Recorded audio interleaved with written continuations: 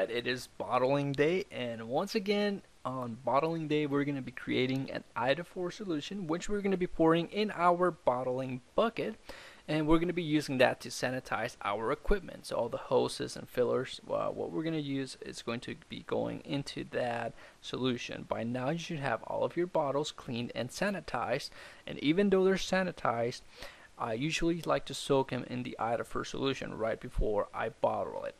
I pour the iodophore solution in ice chest, that way I can keep using that, and that's where I soak all of my beer bottles. But before I do that, I like to run a couple tests. I like to fill a couple of bottles, that way I can practice filling up using the filler.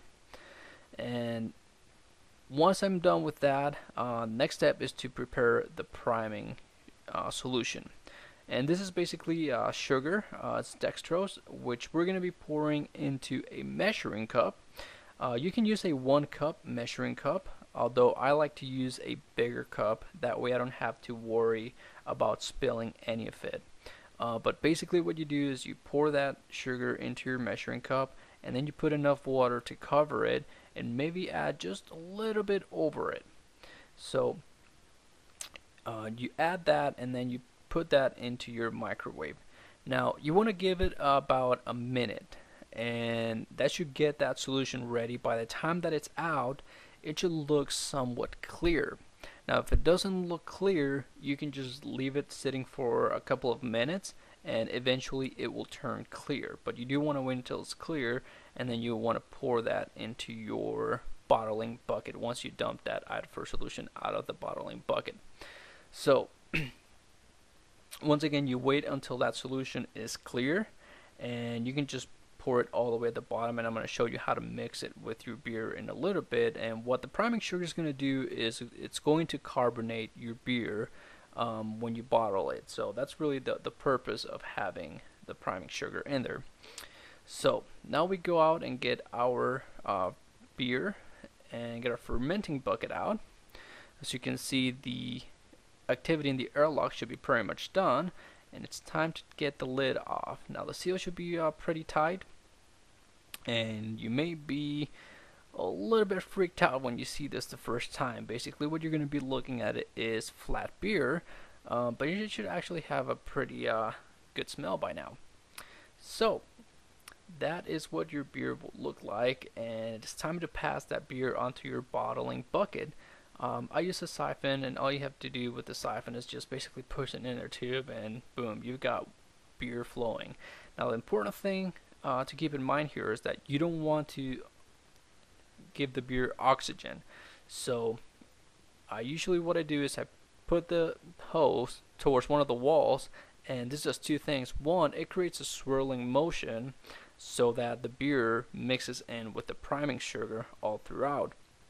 But once there's enough liquid in there, then you can just hold the hose off to the side, but make sure the hose is in the water, that way there's no oxygen going into the beer.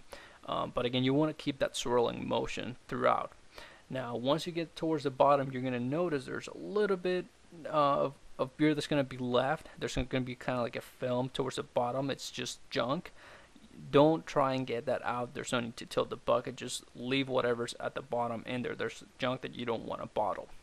So once you're done with that, you get your bottling bucket up on the countertop somewhere high, and you start bottling your beer. Now again, the filler that I use has a little valve at the bottom that allows the fluids to go out only when you push up against it.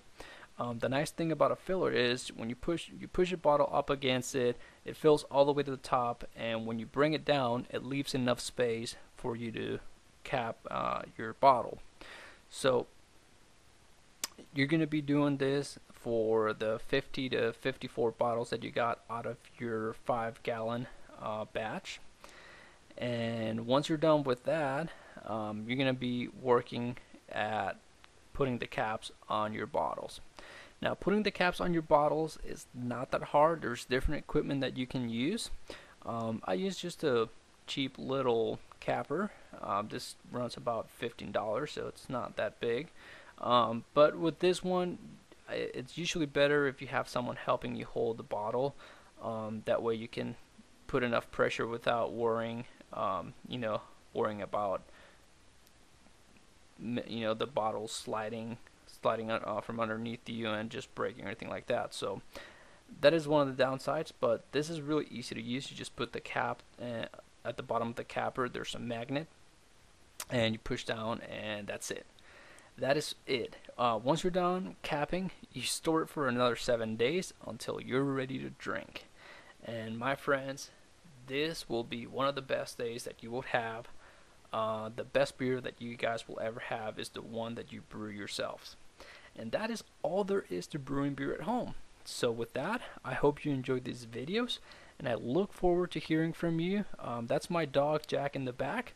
With that, leave me a comment and let me know how this goes. We'll see you next time.